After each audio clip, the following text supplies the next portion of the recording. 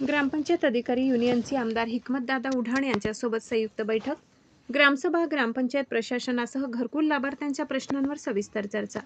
महाराष्ट्र राज्य ग्रामपंचायत अधिकारी union DNE 136 जिल्हा शाखा जालना यांच्या वतीने आज घनसावंगी विधानसभा मतदारसंघाचे आमदार डॉ. हिकमतदादा उढाण यांच्या जनसंपर्क कार्यालयात संयुक्त बैठक घेण्यात आली. या बैठकीत ग्रामसभा तसेच ग्रामपंचायत स्तरावरील विविध प्रश्नावर सविस्तर चर्चा करण्यात आली. बैठकीदरम्यान ग्रामपंचायत अधिकारी युनियनच्या वतीने ग्रामसभा विषयासंदर्भात आमदार हिकमतदादा उढाण यांना निवेदन देण्यात आले. निवेदन स्वीकारल्यानंतर आमदार उढाण यांनी उपस्थित ग्रामपंचायत अधिकाऱ्यांशी ग्रामपंचायत प्रशासनाशी संबंधित विविध विषयावर सविस्तर चर्चा केली. घरकुल लाभार्थ्यांसाठी आवश्यक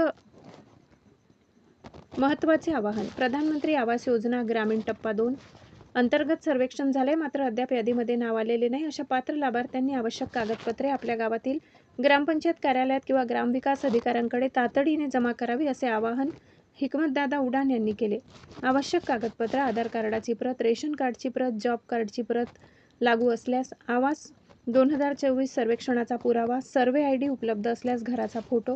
सदर अर्ज व कागदपत्रे प्राप्त झाल्यानंतर ग्रामसभेत त्याबाबत ठराव घेऊन संबंधित प्रस्ताव वरिष्ठ कार्यालयाकडे सादर करण्यात येणार आहे. त्यामुळे पात्र लाभार्थ्यांना घरकुल योजनेचा लाभ मिळण्याचा मार्ग सुकर होण्यास मदत होणार आहे. यावेळी ग्रामपंचायत प्रशासनाशी संबंधित विविध प्रश्न, नागरिकांच्या अडचणी तसेच त्या सोडविण्यासाठी आवश्यक प्रशासकीय कार्यवाही यावरही चर्चा करण्यात आली. या बैठकीस महाराष्ट्र राज्य ग्रामपंचायत अधिकारी युनियन DNE 136 जिल्हा शाखा जालना जिल्हा अध्यक्ष श्री DB काळे, जिल्हा सरचिटणीस श्री VA भगत, जिल्हा संघटक श्री DN सोनवणे, घनसावंगी तालुका अध्यक्ष श्री BB गोल्डे, सचिव श्री DL लहामगे, अंबड सचिव श्री युवराज वैराड तसेच तालुक्यातील इतर ग्रामपंचायत अधिकारी उपस्थित होते. आवास 2024 सर्वेक्षण झाले असून यादीत नाव आलेले नाही. अशा पात्र लाभार्थ्यांनी वरील कागदपत्रे ग्रामपंचायत कार्यालयात तातडीने जमा करावी, असे आवाहन आमदार हिकमतदादा उढाण यांनी केले. माधव न्यूज महाराष्ट्र संपादक सुरेश पोटे. इतकंच. अशा आणखी महत्त्वाच्या बातम्या पाहण्यासाठी आमच्यासोबत जोडलेले रहा. आमचा व्हिडिओ लाईक, शेअर आणि चॅनल सबस्क्राईब करायला विसरू नका. धन्यवाद.